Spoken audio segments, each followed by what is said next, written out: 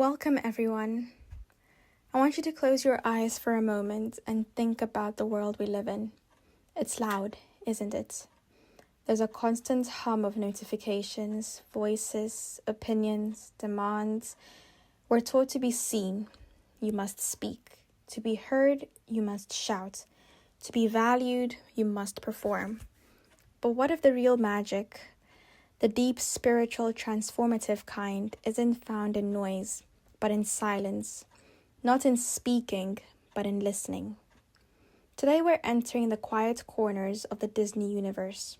We're going to meet characters who don't need the spotlight to shine, who don't raise their voice to be powerful, who find their strength not in crowds, but in contemplation. Characters like Belle, who prefers a book to a ballroom. Violet Pa, who uses invisibility as both metaphor and superpower. Wally, who speaks in beeps but communicates in devotion. Luca, who observes the world before deciding to enter it. These characters aren't sidekicks. They aren't timid. They are some of Disney's most spiritually attuned figures. And they're all introverts. In a world that praises the extrovert, the charismatic leader, the social butterfly, the loudest voice in the room, Disney has quietly, consistently been building an anthem for the quiet ones. And in doing so, it's been teaching us about a deeper kind of magic, the magic of listening, observing, and understanding from the inside out. This episode is for anyone who's ever been told they're too quiet, for anyone who recharges alone, for anyone who thinks deeply before they speak, and for anyone who wants to understand the spiritual power of silence in a shouting world. Let's begin where many introverts do, on the outside looking in. We start in a provincial town where everyone knows everyone and everyone talks, especially about her. Belle is an outsider, not because she's strange, but because she's still. While others gossips, she reads. While others perform, she ponders. She's labeled odd because she doesn't participate in the town's social economy. She doesn't seek approval, she seeks understanding. And in her quietness, she sees what no one else does. Gaston is adored by the town, but Belle sees his emptiness. The beast is feared by all, but Belle sees his pain.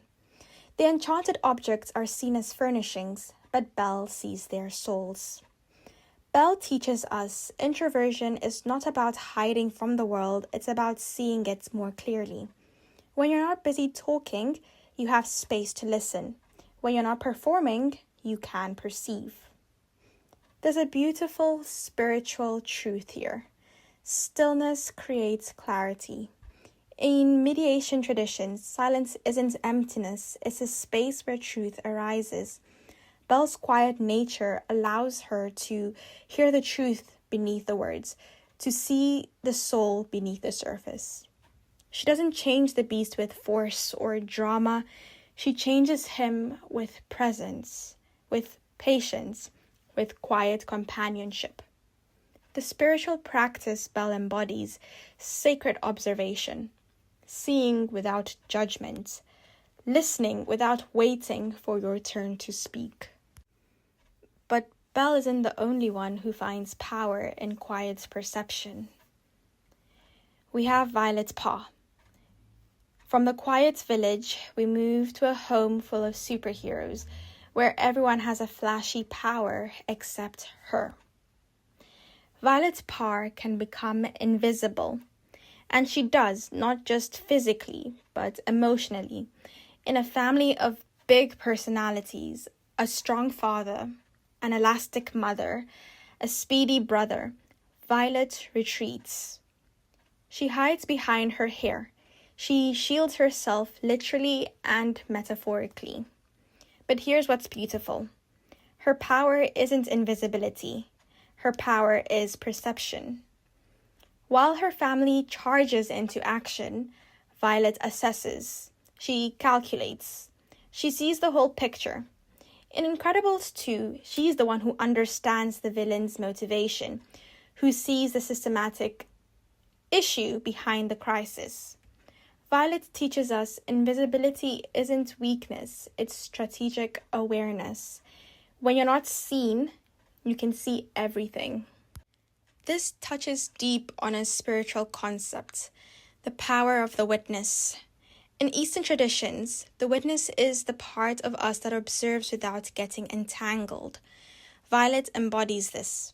She watches her family, the situations, the dangers, and from that place of observation, she knows exactly when and how to act. Her introversion isn't shyness, it's spiritual discernment. And when she finally steps forward, her hair back, force field raised, it's not because she stopped being quiet, it's because she finally understands that her quietness was her strength all along.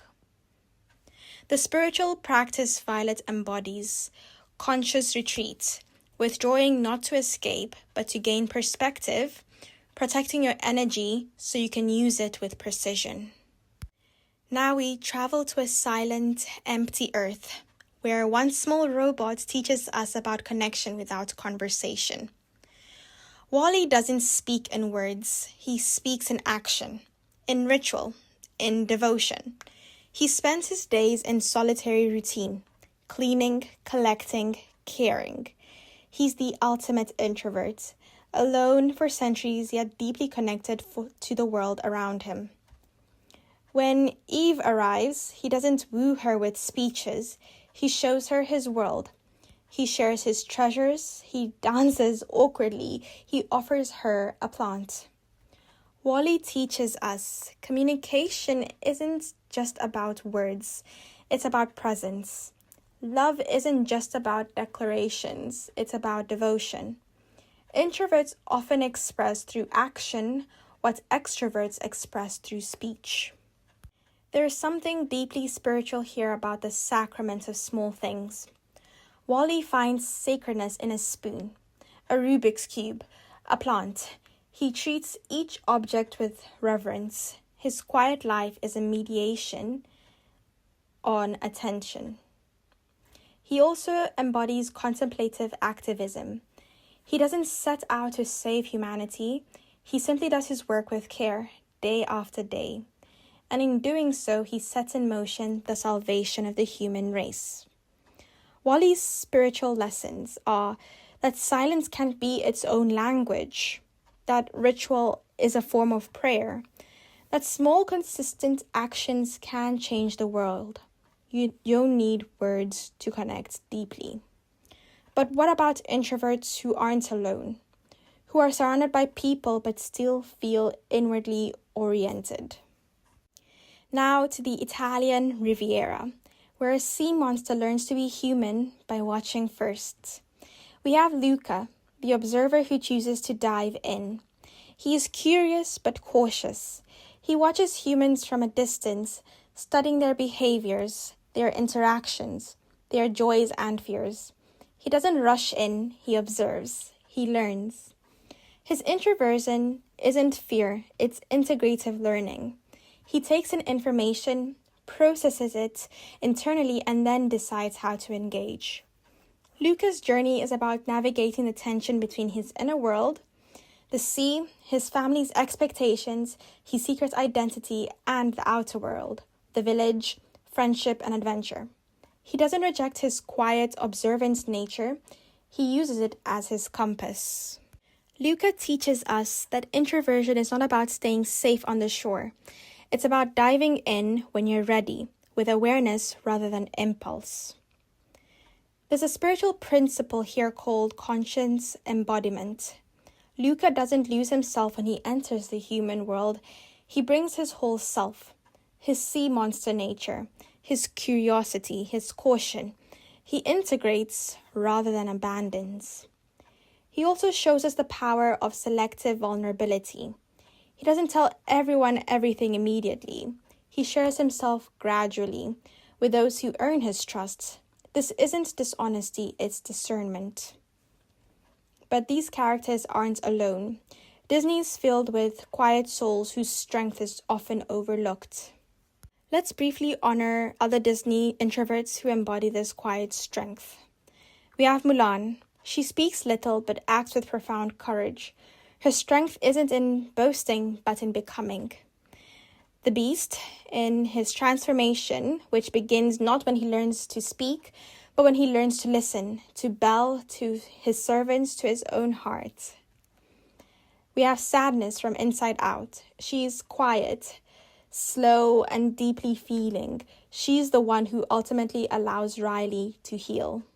We have Doc from Snow White, the thinker among the dwarfs. He observes, plans, and leads not with volume, but with wisdom.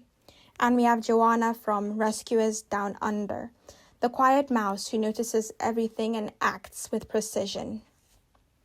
Each of these characters shows a different facet of introverted strength.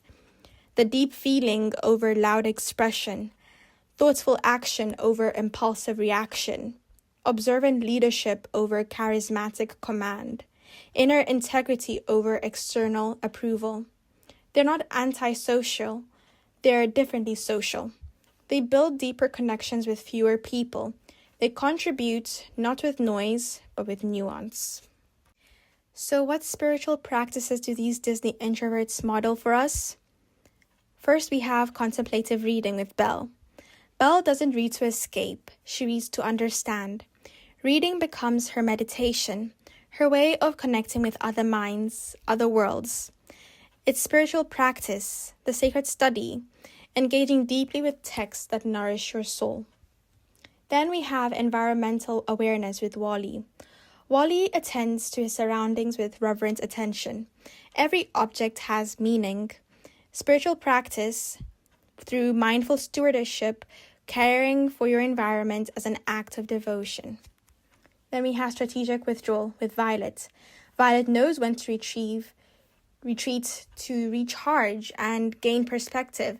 Spiritual practice through intentional solitude, not as isolation but as integration. We have observational learning with Luca, where Luca watches before participating. Spiritual practice through patient discernment, learning before leaping. And all of them share nonverbal communion. These characters connect through presence, action, shared silence, through the spiritual practice of communion beyond words, sitting with others in shared quiet, communicating through being rather than saying. These aren't just character traits, they're spiritual disciplines. They're ways of engaging with the world that honor depth over breadth, meaning over momentum, essence over appearance.